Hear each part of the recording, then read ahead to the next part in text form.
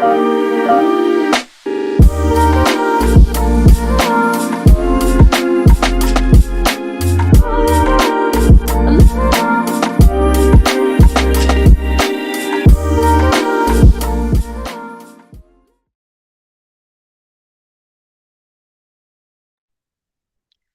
terima kasih kepada moderator atas waktunya. Izinkan saya share screen dulu.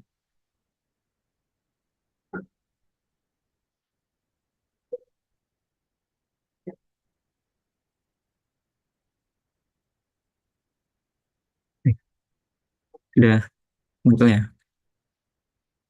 Baik, Assalamualaikum warahmatullahi wabarakatuh. Pada Tektok kali ini, saya akan menyampaikan sedikit materi terkait bagaimana cara merancang produk yang dicintai pengguna berdasarkan data. Nah, di zaman yang sangat kompetitif saat ini, merancang produk sesuai kebutuhan pengguna sangatlah penting untuk dipahami.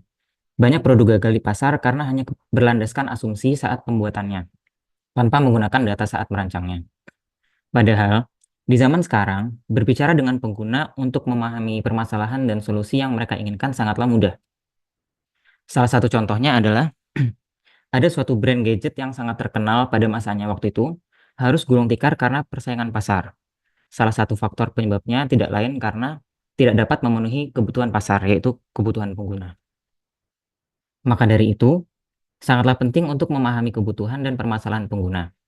Tidak hanya berhenti di situ saja, kita harus bisa memberikan solusi yang nyata yang membuat mereka mencintai dan terus menggunakan produk kita. Nah, seperti apa sih langkah-langkah yang harus dilakukan dalam merancang produk tersebut?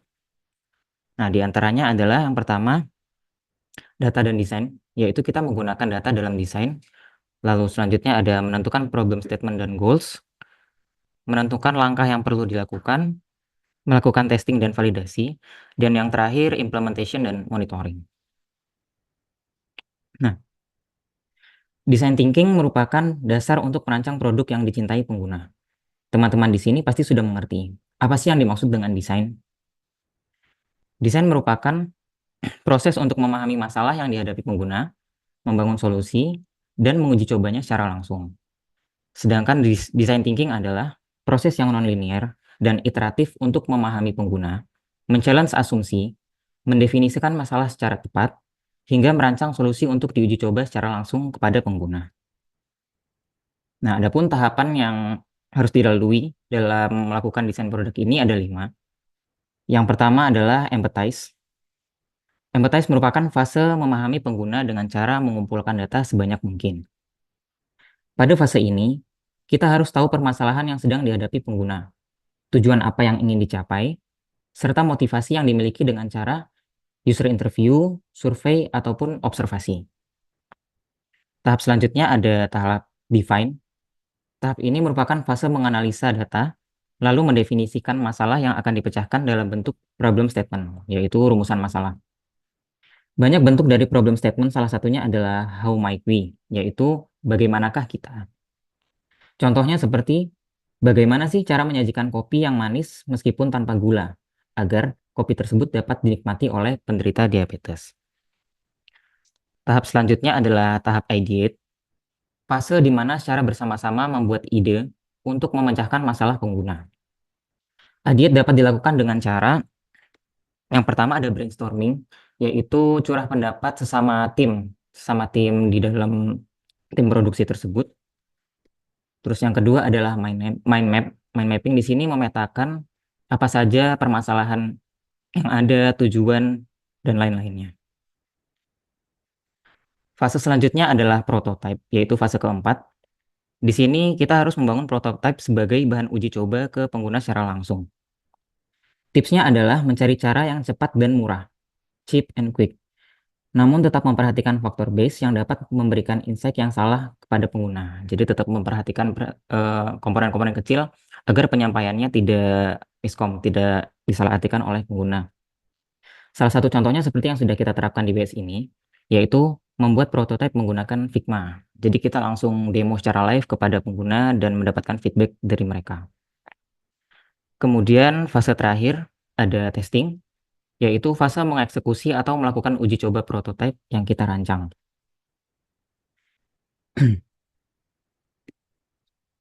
Nah, selanjutnya di sini ada data mindset dalam desain.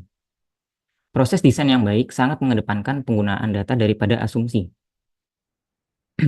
Semua mindset data diperlukan, tergantung permasalahan fase proses desain tersebut. Adapun cara-cara untuk memperoleh data tersebut ada tiga, yaitu yang pertama, public. Public ini dibagikan oleh pihak eksternal dan bersifat free. Jadi kita bisa mendapatkan data tersebut melalui Google, browsing, ataupun dari kantor-kantor yang biasa bisa menyediakan jasa data yang dapat diakses oleh orang umum. Terus yang kedua di sini ada transaksional, yaitu menggunakan pihak lain. Jadi kita tidak dapat mendapat data tersebut secara langsung dari pihak yang berwenang.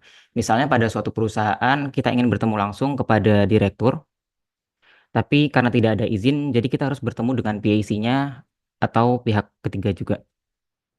Lalu yang ketiga ada mandiri. Mandiri ini berinteraksi langsung dengan pengguna. Contohnya seperti yang sudah kita lakukan saat ini. Kita bertemu langsung dengan product owner di setiap unit untuk mendapat dan menggali informasi terkait produk yang akan kita bangun. Mindset data dalam desain ini ada tiga. Yang pertama, data driven design. Di sini data sebagai pengambil keputusan utama dalam proses desain. Lalu yang kedua ada data informed design. Data sebagai pemeriksa dan memvalidasi suatu intuisi atau hipotesis. Dan yang terakhir, ada data inspired design, yaitu data sebagai penentu goals dalam sebuah bisnis. Semua mindset data diperlukan, tergantung permasalahan dan fase proses desainnya seperti apa.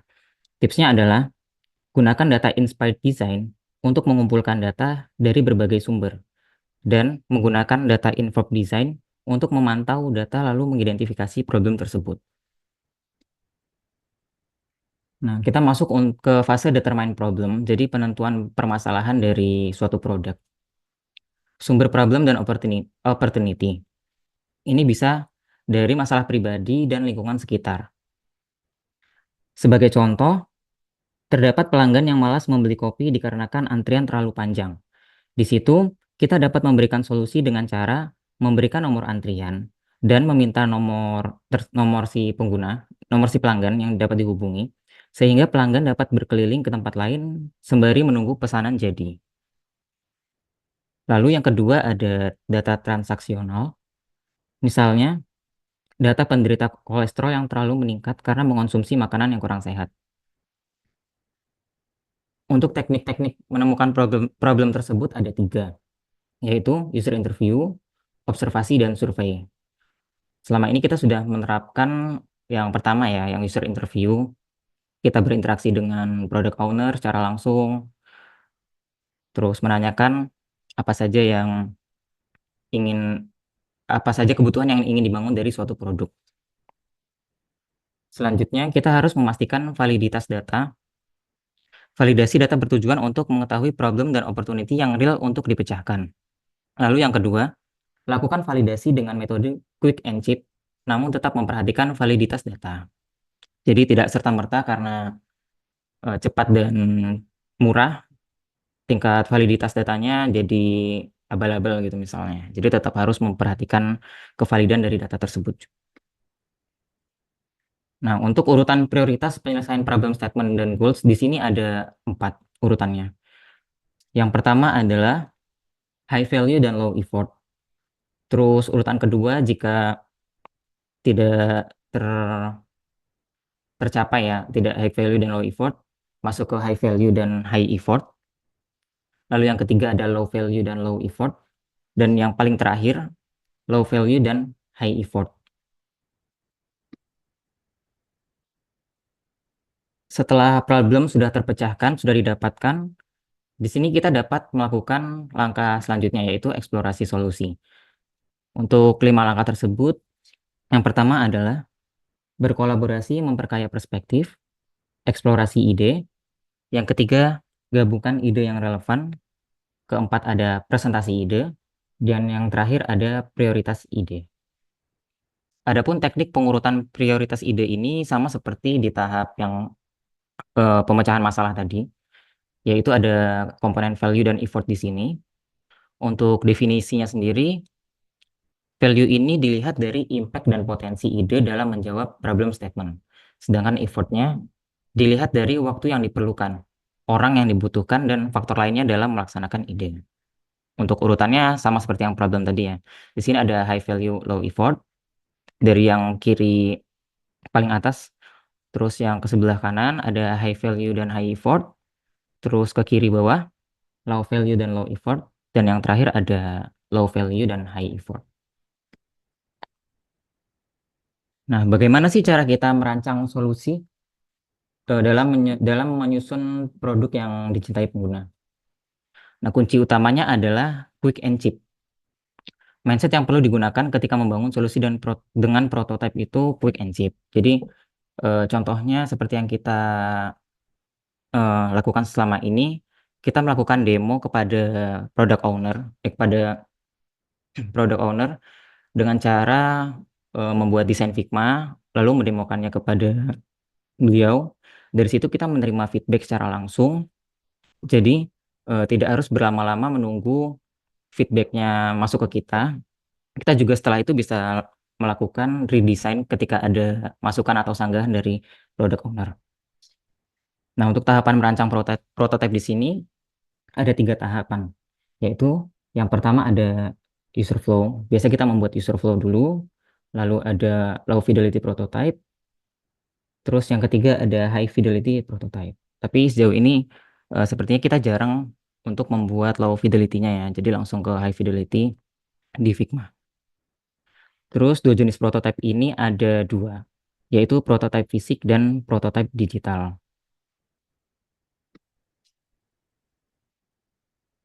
Nah, menjalankan rancangan prototype. Bagaimana sih cara menjalankan rancangan prototype ini? Poin pertamanya, sampaikan jika yang diuji ini bukan penggunanya. Jadi, misalnya penggunanya mahasiswa, tapi yang melakukan pengujian ini staff atau product owner yang meminta dari aplikasi tersebut. Terus yang kedua ada, sampaikan jika yang diuji bukan pembuatnya. Kalau bukan pembuatnya ini kebalikan yang tadi ya. Terus yang ketiga ini, minta pengguna untuk think out loud.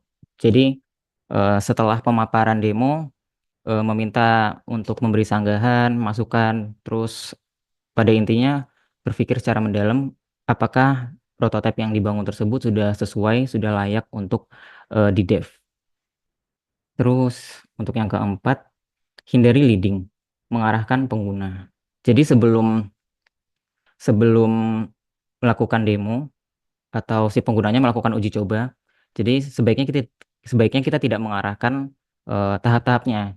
Jadi dari situ kita dapat mengambil kesimpulan di mana celah yang ada pada prototipe tersebut. Dan langkah terakhir adalah lakukan debrief, refleksi setelah uji coba. Nah, ini semacam brainstorming kembali, mencari kesimpulan apakah prototipe ini sudah layak untuk di-dev atau belum. Nah, selanjutnya masuk ke testing dan validasi, mengukur hasil uji coba. Nah, untuk mengukur hasil uji coba ini ada dua metode, yaitu metode kuantitatif dan metode kualitatif. Untuk kuannya ini mengukur keberhasilan berlandaskan data dari angka yang diperoleh. Contohnya seperti misal kita launching produk sistem untuk mahasiswa. Nah, ini kita akan mengambil sampel, menguji coba ke beberapa mahasiswa. Pertanyaannya misalnya, apakah desain dari suatu produk ini sudah dapat dipahami oleh mahasiswa? Maksudnya easy to use gitu ya. Easy to use. Nah, dari hasil survei tersebut dapat diambil kesimpulan apakah produk ini layak untuk digunakan atau tidak. Selanjutnya ada metode kualitatif, mengukur keberhasilan berlandaskan data interview atau observasi yang diperoleh. Untuk ini contohnya ketika kita sudah selesai membangun prototipe dan menyampaikannya ke product owner dan ternyata mereka sudah setuju, tidak ada sanggahan dan tidak ada masukan. Nah, itu artinya kita dapat melanjutkannya ke tahap dev. Jadi sudah dianggap berhasil prototipenya. Terus di tahap terakhir ada implementation dan monitoring, yaitu memutuskan untuk go live atau iterasi. Go live ini maksudnya masuk ke tahap dev, jadi sistemnya dibangun, di coding. Untuk iterasi ini kita harus mengulangi, kita harus memetakan fase mana sih yang masih kurang gitu, apakah masih ada kurang fiturnya, atau desainnya kurang menarik, kurang easy to use, atau seperti apa. Dan yang pertama ini, keputusan go live atau iterasi berdasarkan pada hasil uji coba. Uji coba tadi ya kita demo ke product owner dan mereka mencobanya juga, bisa dilakukan seperti itu. Terus yang kedua ini, gunakan partial implementation untuk menguji coba produk terlebih dahulu. Partial implementation ini contohnya eh, misal produknya pre-launching ke mahasiswa. Jadi kita menggunakan sampel misalnya 10% dari jumlah mahasiswa dulu. Jadi nggak langsung 100% semuanya langsung nyoba, nggak. Jadi 10% dulu, nanti sekiranya sudah baik hasilnya, nanti bertambah jadi 20%, 30%, dan seterusnya. Dan langkah terakhir ada reframe solusi, problem, dan goals ketika solusi yang diberikan tidak berhasil. Nah, di sini semacam bermuhasabah ya, brainstorming terkait apa yang sudah dibangun terhadap produk tersebut, mencari celah di mana sih yang masih kurang, yang harus diperbaiki agar produk tersebut layak untuk di-launch. Nah, poin dalam monitoring solusi dan goals ini ada 3, yaitu monitoring dilakukan untuk memastikan solusi berhasil mencapai goals yang telah ditetapkan.